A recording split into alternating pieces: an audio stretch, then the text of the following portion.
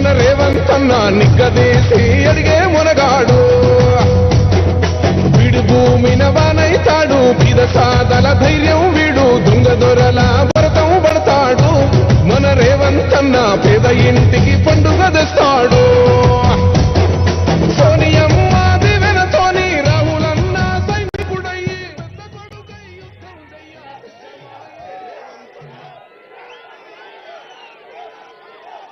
మిత్రులారా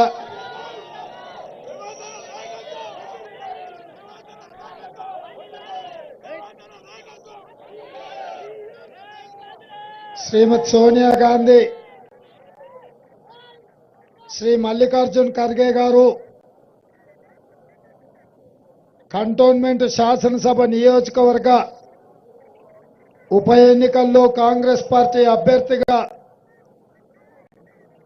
మిత్రుడు శ్రీ గణేష్ను అదేవిధంగా మల్కాజ్గిరి పార్లమెంటు నియోజకవర్గ కాంగ్రెస్ పార్టీ అభ్యర్థిగా శ్రీమతి సునీత మహేందర్ రెడ్డి గారిని ఈరోజు కాంగ్రెస్ పార్టీ అభ్యర్థులుగా నిర్ణయం తీసుకొని వారిద్దరిని అత్యధిక మెజారిటీతో కంటోన్మెంట్ శాసనసభ నియోజకవర్గం మల్కాజ్గిరి పార్లమెంటు నియోజకవర్గం నుంచి గెలిపించమని నాకు ఆదేశాలు ఇస్తే ఈరోజు ఈ కార్యక్రమాన్ని మిత్రుడు పట్నం మహేందర్ రెడ్డి గారు మిత్రుడు సోదరుడు మైనంపల్లి హనుమంతరావు గారు మాజీ శాసనసభ్యులు సుధీర్ రెడ్డి గారు కంటోన్మెంట్ నియోజకవర్గ నాయకులు వెన్నెలమ్మ గారు దేవేందర్ గారు అదేవిధంగా రాజేంద్రన్ గారు అదేవిధంగా మిత్రుడు జంపన ప్రతాప్ గారు చాలా మంది కాంగ్రెస్ పార్టీ నాయకులు జిల్లా పార్టీ అధ్యక్షులు డివిజన్ల అధ్యక్షులు అదేవిధంగా వార్డు కమిటీ నాయకులు ప్రాణ సమానులైన కాంగ్రెస్ పార్టీ కార్యకర్తలు మా సోదరిమణులందరూ కూడా వేలాదిగా వచ్చి శ్రీ గణేష్ను సునీత మహేందర్ రెడ్డి గారిని ఆశీర్వదించడానికి వచ్చినందుకు మనస్ఫూర్తిగా మీకందరికీ ధన్యవాదాలు కృతజ్ఞతలు. మిత్రులారా, ముఖ్యంగా 2018 ఎన్నికల్లో కొడంగల్ శాసనసభ నియోజకవర్గంలో చంద్రశేఖరరావు గారు ఆనాడు కుట్ర చేసి వేలాది మంది పోలీసులను పెట్టి అర్ధరాత్రి పూట నా తలుపులు బద్దలు కొట్టి అక్రమంగా అరెస్టు చేసి కొడంగల్ ఎమ్మెల్యేగా నన్ను ఓడిస్తే 3 నెలలు తిరిగే లోపలనే మల్కాజ్గిరి పార్లమెంటు నియోజకవర్గం నుంచి రాహుల్ గాంధీ గారు నన్ను ఇక్కడ ఎన్నికల బరిలో దింపిండ్రు.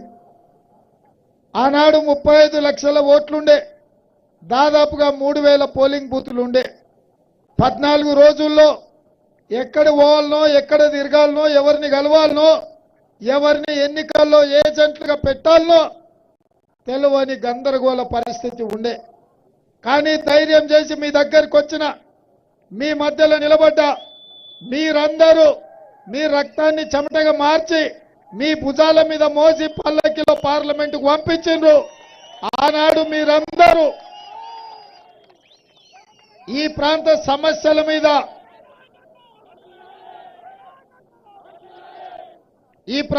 సమస్యల మీద ప్రశ్నించే గొంతుకై ప్రభుత్వాలను నిలదీస్తాడని ఆనాడు మీరు ఆదరించి అభిమానించి మీరు పార్లమెంటు సభ్యుడిగా ఎన్నుకున్నారు. మీరిచ్చిన మద్దతుతో మీరిచ్చిన బలంతో ఏ ఒక్క రోజు కూడా సెలవు తీసుకోలే. గల్లీ నుంచి ఢిల్లీ వరకు మన సమస్యల మీద కొట్లాడి మన ప్రాంత సమస్యల్ని ప్రశ్నించే గొంతుగా మారి అటు పార్లమెంటు నుంచి ఇటు రాష్ట్ర శాసనసభ వరకు ప్రతి అంశాల మీద మనం కొట్లాడినాం.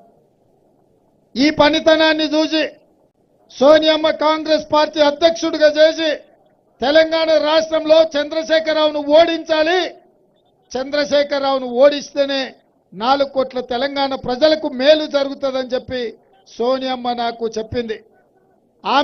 ఆమె ఆశీర్వాదం తీసుకొని బయలుదేరి మొన్న డిసెంబర్లో ప్రజలందరూ అండగా నిలబడి ఆ ఎన్నికల్లో చంద్రశేఖరరావును తెలంగాణకు చేసిన అన్యాయాన్ని దృష్టిలో పెట్టుకొని డిసెంబర్ నాడు ఎన్నికల్లో చంద్రశేఖరరావును ఓడించిండ్రు, ఇందిరమ్మ రాజ్యాన్ని గెలిపించిండ్రు, ప్రజా పాలన తీసుకొచ్చిండ్రు. ఇవాళ కేసీఆర్ను ఓడించిండ్రు మీరు, కేసీఆర్ను ఫామ్ హౌస్కు పంపించిండ్రు మీరు. ఇవాళ కేసీఆర్ ఇక లేవ్వలేడు, కారు షెడ్డుకు పోయింది, కార్ఖానా నుంచి మళ్ళా వాపసు రాదు. కారు ఇంకా తూకానికి అమ్మాల్సిందే. ఇక తూకం కోసం పాత సామాన్లు గజ్వేల ఫామ్ హౌస్ చుట్టూతో తిరుగుతుర్రు, తూకానికి ఎంత అమ్ముతావని. అయినా సిగ్గు లేకుండా నిన్న మొన్న ఆయన బయలుదేరిండు బస్సు వేసుకొని, కారు అనుం చెడ్డదని చెప్పి బస్సు వేసుకొని బయలుదేరిండు. నిన్న మిర్యాలగూడలో చూసినాం, సూర్యాపేటలో చూసినాం, భువనగిరిలో చూసినాం. ఆయన వ్యవహారం చూస్తుంటే తిక్కలోడు తిరణాలకు పోతానంట, ఎక్కనిక దిగనికనే సరిపోయిందంట, చేసిందేమి లేదంట. 10 ఏళ్ళు ప్రజల్ని నువ్వు పట్టించుకోలే, 10 ఏళ్ళు ప్రజల్ని ఫామ్ హౌస్లకు రానియలే. గద్దరన్న ప్రగతి భవన్ ముందుకెళ్ళి సమస్యలు చెప్తా అంటే ఎర్ర టెండల 4 గంటలు గేటు ముందల కూర్చోబెట్టిండు. గద్దరన్నను ప్రజా యుద్ధ నౌకను అవమానించిండు. ఆ పాపం తగిలి ఆ ఉసురు కొట్టుకొని ఇవాళ ప్రభుత్వం కూలిపోయింది. అందుకే ఇవాళ ఆనాడు పేద ప్రజల చెమట అంటే అసహించుకునే చంద్రశేఖరరావు ఒక్క దెబ్బకే దిమ్మ తిరిగి తాగింది మత్తు వదిలి ఇవాళ ఊర్లు పట్టుకొని తిరుగుతున్నాడు. నువ్వు బస్సు యాత్ర కాదు, నువ్వు మోకాళ్ళ యాత్ర చేసిన, మోచేతుల యాత్ర చేసిన, తల కిందికి కాళ్ళు మీదికి చేసి తెలంగాణ నలుమూలలో తిరిగిన చంద్రశేఖరరావు ప్రజలు నిన్ను క్షమించరు. ఎందుకంటే నువ్వు చేసిన ద్రోహం అలాంటిది, నువ్వు చేసిన పాపం అలాంటిది. అంతెందుకు, ఇక్కడ మాజీ ఎమ్మెల్యే చనిపోయిన సాయన్న గారు మాకు మంచి మిత్రుడు, పాపం అనుకోకుంటే చచ్చిపోయిండు. ప్రభుత్వ అధికారిక లాంఛనాలు కూడా నీ ప్రభుత్వం, నీ ఎమ్మెల్యే, సిట్టింగ్ ఎమ్మెల్యే చచ్చిపోతే కూడా అధికారిక లాంఛనాలు ఇవ్వలేదు. కనీస గౌరవ మర్యాద కూడా ఆయన శవానికి ఇయ్యలే. కానీ అదే సినిమా వాళ్ళు చనిపోతే వాళ్లకు 7 తుపాకులు కాల్పులు కాల్చి సినిమా వాళ్ళకు కూడా రాజ లాంఛనాలను ఇచ్చాడు. ఈ కంటోన్మెంట్ ప్రజలంతా అలకగా మర్చిపోరు నువ్వు చేసిన ద్రోహం, నువ్వు చేసిన మోసం. ఇదే కాదు, ఈ ప్రాంతంలో ఇప్పుడే గణేష్ చెప్పిండు, నా తెలుసు, ఎందుకంటే 5 ఏళ్ళు నేను ఇడున్నా. మీ తాగునీటి సమస్య ఎంత తీవ్రంగా ఉందో నాకు తెలుసు. మీరు ఈ కంటోన్మెంట్ భూములలో ఇండ్లు కట్టుకున్నారని దాదాపుగా 30,000 ఓట్లు కంటోన్మెంట్లో మీ అందరు ఓట్లు తొలగించి మీకు ఓటు హక్కు లేకుండా ఈ భారతదేశంలో ఈ కంటోన్మెంట్లో మీరు ద్వితీయ శ్రేణి పౌరులుగా బతికే పరిస్థితి వచ్చింది. వారానికోసారి కూడా మీకు నీళ్ళు ఇవ్వని పరిస్థితి కంటోన్మెంట్లో ఉంది. చీకటి పడితే మీ ఇంటికి మీరు పోవాలన్నా మిలిటరీలకు మీ ఐడి కార్డు చూపించాలి. మీ చుట్టాలు వచ్చిందంటే ఇక వాళ్ళకు నరకమే కనిపిస్తుంది. ఎక్కడికక్కడ రోడ్లు నిర్బంధించి ఇక్కడి ప్రజల్ని బీజేపీ ప్రభుత్వం, కేంద్ర ప్రభుత్వం ఇబ్బంది పెట్టింది.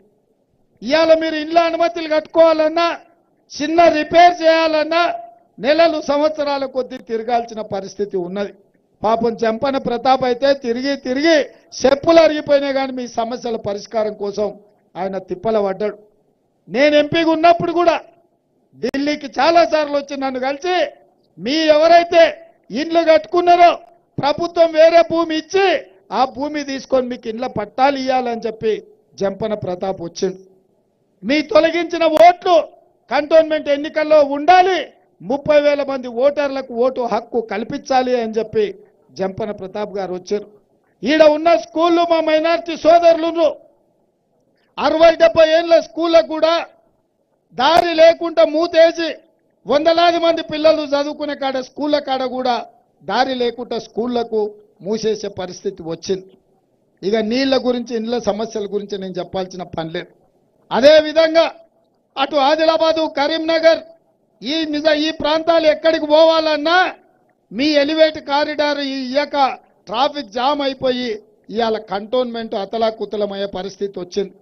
పొద్దున బయలుదేరితే పిల్లల్ని బడిలు ఇచ్చిపెడతామంటే మధ్యాహ్నం అవుతుంది, మీరు చుట్టూ తిరుక్కొని వచ్చే వరకల్లా. రైల్వే అండర్ పాసులు కట్టలే, రైల్వే ఓవర్ బ్రిడ్జ్లు కట్టలే. ఇవన్నీ సమస్యలు ఇవాళ కంటోన్మెంట్ను పట్టి పీడిస్తున్నాయి. ఇవాళ మీరందరూ ఒకటే ఆలోచన చేయండి. ప్రభుత్వం మనది ఉన్నది, ఇందిరమ్మ రాజ్యం ఉన్నది, ప్రజాపాలన వచ్చింది. మీ తాగునీటి సమస్యను పరిష్కరించాలంటే కంటోన్మెంట్లో ఎమ్మెల్యేగా గణేష్ను గెలిపించండి. ఇవాళ మీ రోడ్ల సమస్యను పరిష్కరించాలి, కేంద్ర ప్రభుత్వం నుంచి అనుమతులు తీసుకురావాలంటే మా సునీత మహేందర్ రెడ్డి గారిని మీరు పార్లమెంట్ సభ్యురాలుగా గెలిపించండి. ఎందుకంటే ఇవాళ మీ రోడ్లు వేయాలన్నా, మీ తాగనిక నీళ్లు ఇవ్వాలన్నా ఈ కంటోన్మెంట్ను బోర్డు నుంచి ప్రజలు నివసించే ప్రాంతాన్ని జిహెచ్ఎంసీలో కలిపితేనే మీ సమస్యలకు శాశ్వత పరిష్కారం దొరుకుతుందన్న సంగతి నాకు తెలుసు. ఇవాళ మీ తాగనిక నీళ్లు ఉచితంగా హైదరాబాద్ నగరంలో ఎట్లొస్తున్నాయో మీకు అట్లా ఇవ్వాలి అని అంటే ఈ కంటోన్మెంట్ సివిల్ ఏరియాను మొత్తం జిహెచ్ఎంసీలో కలపాలి. ఇవాళ మీరు నీళ్ల పైసలు డబల్ కట్టాల్సి వస్తుంది. ఏదైనా చిన్నదో పెద్దదో 100 గజాలు 200 గజాలు కొనుక్కుంటే రాష్ట్రం అంతా ఒక్క ధర ఉంటే కంటోన్మెంటుల అధిక ధరలునే మీ రిజిస్ట్రేషన్స్. వీటన్నిటికీ కారణం కంటోన్మెంట్ ప్రాంతాన్ని జిహెచ్ఎంసీలో కలపాలి. మరి ఇవన్నీ సమస్యల్ని పరిష్కరించాలంటే ఇవాళ మీ చేతుల్లోనే ఉంది. మీరు గాడిద గడ్డేసి ఆవుకు పాలు విండితే రావు, గాడిద గడ్డి తినిపోతుంది, ఆవు ఎండిపోతుంది. అందుకే ఇవాళ ఓట్లు టీఆర్ఎస్ అనుకో బీజేపీ అనుకో వేసి సమస్యలు పరిష్కరించమని కాంగ్రెస్ వాళ్ళని అడిగితే అది సాధ్యం కాదు. అందుకే శ్రీ గణేష్ను ఎమ్మెల్యేగా సునీత మహేందర్ రెడ్డి గారిని ఎంపీగా గెలిపించండి. మీ సోదరుడిగా, మీ నాయకుడిగా, మీ సమస్యలు తెలిసిన వాడిగా వీటిని పరిష్కరించే బాధ్యత నేను తీసుకుంటా. ఎందుకంటే నాకు సందు గల్లి తెలుసు. కంటోన్మెంట్ ప్రాంతం 5 ఏళ్లు ఎంపీగా ఈ ప్రాంతంలో తిరిగిన డిఫెన్స్ మంత్రుల నుంచి మొదలు పెడితే కంటోన్మెంట్ CEO వరకు మీకోసం కొట్లాడిన. ఇవాళ మీ ప్రాంతానికి ఆసుపత్రి కూడా మూత పడితే నేనే ఆర్మీ ఏరియాల కోవిడ్ అప్పుడు వచ్చి 5 కోట్ల రూపాయలు సొంతంగా ఖర్చు పెట్టి అంబులెన్సులు పెట్టి హాస్పిటల్ తెరిపించిన. బొల్లారం హాస్పిటల్ తప్ప ఈ ప్రాంతంలో మనకు ఆసుపత్రి లేని సమస్య. అందుకే అల్వాల్లో ఉన్న నిర్మాణంలో ఉన్న ఆసుపత్రిని ఎంబడి పడి మా హనుమంతన్న అర్జెంటుగా అది పూర్తి చేయాలంటే కావలసిన నిధులు ఇచ్చి ఇవాళ ఆసుపత్రిని పూర్తి చేసే ప్రయత్నం చేస్తున్నా. డబుల్ బెడ్రూమ్ ఇల్లు ఇస్తా అని మోసం చేసిండు మిమ్మల్ని కేసీఆర్. ఇవాళ అందుకే మా అక్కలు వచ్చిండ్రు, జరసేపు మా అక్కల గురించి నేను మాట్లాడదలుచుకున్నా. అక్క, ఎన్నడన్నా మీరు బస్సులో టికెట్ లేకుండా ఎప్పుడైనా ప్రయాణం చేసిర్రా? ఇప్పుడైతే చేస్తున్నారు కదా. కాంగ్రెస్ వచ్చినాక ఇవాళ అమ్మగారింటికి పోయినా, అత్తగారింటికి పోయినా, యాదగిరి గుట్టకు పోయి మనం దైవ దర్శనం చేసుకున్న బస్సులు ఒక్క పైసా లేకుండా పోతురు కదా అక్క. ఇది ఇందిరమ్మ రాజ్యంలో మనం ఇచ్చింది కాదా? ఇవాళ పేదోళ్ళ ఇళ్లకు మీకు వ్యవసాయ భూములు లేవు, ఉచిత కరెంటు లేదు. నా పాదయాత్రలు వచ్చి పేదోళ్ళు అడిగారు, సార్ భూములు ఉన్న వాళ్ళకే ఉచిత కరెంటు ఇస్తే మా కథ ఏంది చెప్పు అని. అందుకే ఆలోచన చేసి పేదోళ్ళ ఇంటి కరెంటు 1000-2000 వస్తుంటే పేదల ఇండ్లకు 200 యూనిట్లు జీరో బిల్లు ద్వారా మా అక్కల కష్టం, మా అక్కల రెక్కల కష్టం పిల్లల చదువులకు ఉండాలని ఇవాళ 200 యూనిట్లు ఉచితంగా వాళ్లకు కరెంటు బిల్లులు మనము అమలు చేస్తున్నాం. ఇదే కాదు, ఇల్లు అనేది జీవితకాలము ఆలోచన, జీవితకాలము ఇల్లు కట్టుకోవాలని కోరుకుంటుంది. అందుకే 10 ఏళ్లు నరేంద్ర మోడీ కేసీఆర్ మోసం చేసిండు. ఇవాళ ప్రతి పేదవాడికి నియోజకవర్గానికి 3500 ఇండ్లు, రాష్ట్రంలో 4,50,000 ఇండ్లు, 22,500 కోట్ల రూపాయలతోటి పేదోళ్లకు ఉచితంగా ఇండ్లు కట్టియాలనుకున్నాం. ఇవాళ కంటోన్మెంట్ పేదోళ్లకు ఇండ్లు ఇవ్వాలంటే ఇక్కడ మీరు ఎమ్మెల్యే ఎంపీని మీరు గెలిపించుకోవాలి. ఇవాళ ఇదే కాదు, సిలిండర్ అక్క, సిలిండరు గతంలో 1200 కొన్నాం, అవునా? ఆ ఎల్ల సోనియమ్మ కట్టెలపై కష్టాలు తీరువనికి దీపం పథకం తీసుకొచ్చి గ్యాస్ పొయ్యి సిలిండర్ ఇచ్చి 400 రూపాయలకి ఆ కాంగ్రెస్ ప్రభుత్వంలో మీకు సిలిండర్ ఉండే. కానీ ఇక్కడ ముఖ్యమంత్రిగా కేసీఆర్, ప్రధానమంత్రిగా నరేంద్ర మోడీ వచ్చినాక మా అక్కల దగ్గరికి వెళ్ళి గల్లపెట్టెల నుంచి పోపుల డబ్బా నుంచి 1200 రూపాయలు గుంజుకొని మిమ్మల్ని నిండా ముంచి ఆడబిడ్డల ఉసురు కొట్టుకున్నారు బీజేపీ వాళ్ళు, బీఆర్ఎస్ వాళ్ళు. అందుకే ఇవాళ మా ఆడబిడ్డల కన్నీళ్లు తీరవాలని, కట్టెలపై కష్టాలు తీర్చాలని 500 రూపాయలకే ఇవాళ మా అక్కలకు, మా ఆడబిడ్డలకు ఉచితంగా సిలిండర్ ఇస్తున్నాం. 500 రూపాయలకు సిలిండర్ ఇస్తే మా అక్కలకు ఎంతో సాయం అవుతుంది. ఆ మిగిలిన పైసలు పిల్లల చదువులకు ఉపయోగపడతాయి. ఇట్లా ఒక్కొక్క పని ఆర్టీసీ బస్సు కావచ్చు, రాజీవ్ ఆరోగ్యశ్రీలో 10 లక్షల రూపాయలు కావచ్చు, 500 రూపాయలకే సిలిండర్ కావచ్చు, 200 యూనిట్లు ఉచిత కరెంటు కావచ్చు, ఇందిరమ్మ ఇండ్లు 5 లక్షల రూపాయలు ఉచితంగా కావచ్చు, 3 నెలల 30,000 ఉద్యోగాలు నిరుద్యోగుల యువకులకు ఇచ్చే విషయం కావచ్చు. నేను ముఖ్యమంత్రి అయిన ఎంబడే ఢిల్లీకి పోయి ఈ ప్రాంత రోడ్ల సమస్య మీద ఎలివేటెడ్ కారిడార్లకు అనుమతి తెచ్చి మనము ప్రారంభోత్సవం చేసుకున్నాం. తొందరలోనే మీ ట్రాఫిక్ సమస్యను తీర్చే పని ఇవాళ మనం తీసుకున్నాం. మరి ఇన్ని పనులు 4 నెలల్లోనే మనం చేసుకున్నాం. మరి కాంగ్రెస్ను ఓడగొట్టమని కేసీఆర్, నరేంద్ర మోడీ అంటారు. 10 ఏళ్ళు వాళ్ళు ఏం చేసిండ్రో అడుగుండ్రి. వస్తే కూసబెట్టుర్రి, మంచినీళ్ళు ఇయ్యండ్రి, సలాకి ఎర్రగా కాల్చి వాతలు పెట్టుర్రి. అక్కలారా 10 ఏళ్ళు ఒకడు ముఖ్యమంత్రి ఉన్నాడు, 10 ఏళ్ళు ఇంకొక ఆయన ప్రధానమంత్రి ఉన్నాడు. ఒక్కరోజు కూడా కంటోన్మెంట్లో మన కష్టాలు చూడడానికి రాలే. 4 నెలల్లో ఇన్ని మంచి పనులు చేస్తే ఇవాళ కాంగ్రెస్ను ఓడగొట్టాలని బయలుదేరి. అందుకే మీరు ఆలోచన చేయండి. రాబోయే 10 ఏళ్ళు మనమే అధికారంలో ఉంటాం. మన సమస్యల్ని పరిష్కరించుకునే శక్తి మన చేతిలో ఉంది. మన ఓటు మనం వేసుకుంటే మీ సమస్యలు పరిష్కారం అవుతాయి. అందుకే కంటోన్మెంట్లో ఇటు శ్రీ గణేష్కు కానీ అక్క కానీ 25,000 మెజారిటీ ఈ ఒక్క అసెంబ్లీ నుంచే రావాలి. సునీతక్కను 1,00,000 మెజారిటీతోని పార్లమెంట్లో గెలిపించండి. ఎందుకంటే పోయినసారి నేను ఎంపీని, మీరు గెలిపిస్తేనే గెలిచిన. ఈసారి నా స్థానంలో మా అక్కని ఇక్కడ నిలబెట్టినాం. అక్కకేసే ప్రతి ఓటు నాకేసినట్టే, ఈ రాష్ట్ర ముఖ్యమంత్రికి వేసినట్టే. సునీత మహేందర్ రెడ్డి గెలిస్తే ఆ గెలుపు మీ రేవంత్ అన్న గెలిచినట్టే. కొంతమంది కార్యకర్తల నాయకులు అన్న నిలబడతలేడు కదా ఎందుకులే అంటురట. అన్న నిలబడతలేడు కాదు, అన్ననే ఈ అక్కను నిలబెట్టిండు. ఎందుకంటే నేను నిలబడ్డ సీటు అక్క గెలవాలి. మన ఇంట్లో మన సమస్యలను తెలిసిన వాళ్ళు ఉండాలి. ఆమె 15 ఏళ్ళు జిల్లా పరిషత్ చైర్పర్సన్గా ఈ ఉమ్మడి రంగారెడ్డి జిల్లాల అందరి సమస్యలు తెలుసు. అందరికీ కావలసినక్క ఎవ్వరు పోయినా ఎప్పుడు పోయినా ఏం అడిగినా కాదనుకుంటే సాయం చేసే శక్తి సునీతమ్మకు ఉన్నది. అందుకే మా అక్కలకు నేను మాట చెప్పదలుచుకున్నా. ఆడబిడ్డకు టికెట్ ఇచ్చినప్పుడు మీరు గెలిపించుకోకపోతే రేపు పొద్దుగాల ఏ అవకాశం రాదు. ఆడోళ్ళకి ఇస్తే గెలవరా ఎందుకు ఇవ్వాలి అంటారు. మరి ఇవాళ మీరు ఆలోచన చేసుకోరు. రేపు మన ఇంట్లో మన ఆడబిడ్డలకు మళ్ళా రాజకీయంగా అవకాశం రావాలి అని అంటే ఈ ఆడబిడ్డను మీరు గెలిపించాలి.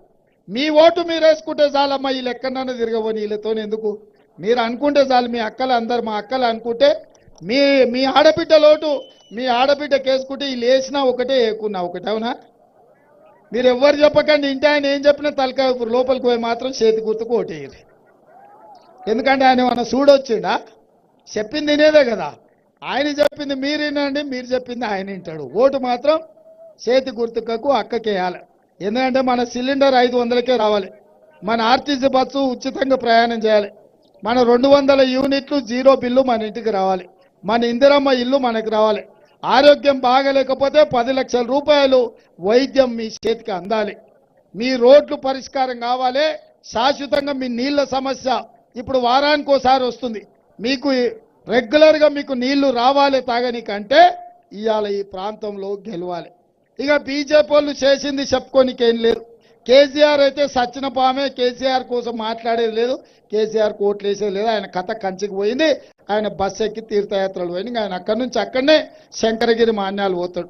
ఇక బీజేపీ వాళ్ళు తయారైనరు. ఎంతసేపు ఉన్నా మా నీళ్ళు ఏవా అంటే మేము గుడి కట్టినాం కదా అంటారు.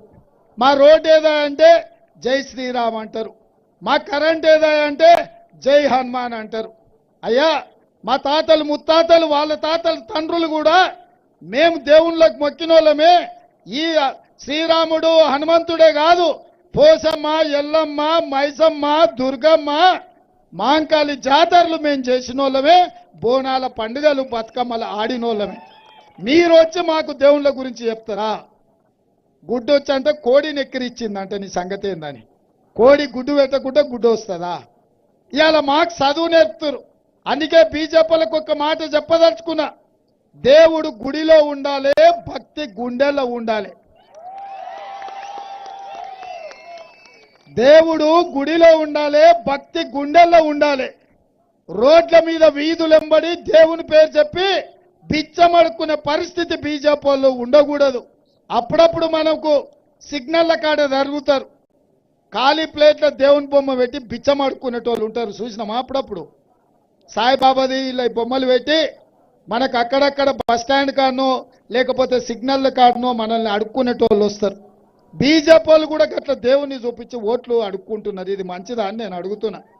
సాతనైతే మీరు చేసింది చెప్పుకోండి, ఏం తెచ్చిండో చెప్పండి, మోడీ ఏమి ఇచ్చిండో చెప్పండి. మోడీ ఏమి ఇయ్యలేదు, మా అక్క చెల్లెళ్ళకు అన్యాయం చేసిండు. ఇయ్యాలి, ఇంకా అదంతా అయిపోయింది. ఇక రిజర్వేషన్లు రద్దు చేస్తామని రిజర్వేషన్లు ఎంబడి అంటాడు. మా ఎస్సీ ఎస్టీ రిజర్వేషన్లు డాక్టర్ బాబాసాహెబ్ అంబేద్కర్ ఆయనలా కాంగ్రెస్ పార్టీ ఇస్తే ఇవాళ ఎస్సీ ఎస్టీ రిజర్వేషన్లతో ఐఏఎస్లు, ఐపీఎస్లు, డాక్టర్లు, లాయర్లు, ఇంజనీర్లు అయి ఈ దేశ అభివృద్ధిలో మా దళితులు, గిరిజనులు భాగస్వాములు అయిపోయినారు. ఇవాళ ఓబీసీలకు కూడా ఇవ్వాలని, ఓబీసీ జనాభా లెక్కలు కట్టి వాళ్ళకు కూడా రిజర్వేషన్లు ఇవ్వాలని మా మైనారిటీ సోదరులకు కాంగ్రెస్ పార్టీ రిజర్వేషన్ ఇచ్చింది. నిన్న మధ్యప్రదేశ్లో నరేంద్ర మోడీ చెప్తున్నాడు, మాకు 400 సీట్లు ఇవ్వండి, ఇస్తే దేశంలో రిజర్వేషన్లు అన్ని రద్దు చేస్తామని. ఇవాళ సిద్దిపేటలో అమిత్ షా చెప్తున్నాడు, మేము రిజర్వేషన్లు రద్దు చేస్తామని. నేను అడుగుతున్న నరేంద్ర మోడీ గారిని, అమిత్ షా గారిని, ఏం అన్యాయం చేసిరు దళితులు, గిరిజనులు, ఓబీసీలు, మైనారిటీలు? వాళ్ళకి ఇచ్చిన రిజర్వేషన్లు రద్దు చేస్తామంటారు. అందుకే ఇవాళ చదువుకున్న యువకులందరికీ నేను చెప్పదలుచుకున్నా, వాళ్ళు 370 ఆర్టికల్ కావచ్చు, ట్రిపుల్ తలాక్ కావచ్చు, యూనిఫామ్ సివిల్ కోడ్ కావచ్చు, సిటిజన్ అమెండ్మెంట్ యాక్ట్ కావచ్చు, జీఎస్టీ కావచ్చు, నోట్ల రద్దు కావచ్చు, రైతు వ్యతిరేక నల్ల చట్టాలు కావచ్చు, మీరు 300 సీట్లు ఇస్తే ఒక్క దెబ్బకే అవన్నీ రద్దు చేసిరు.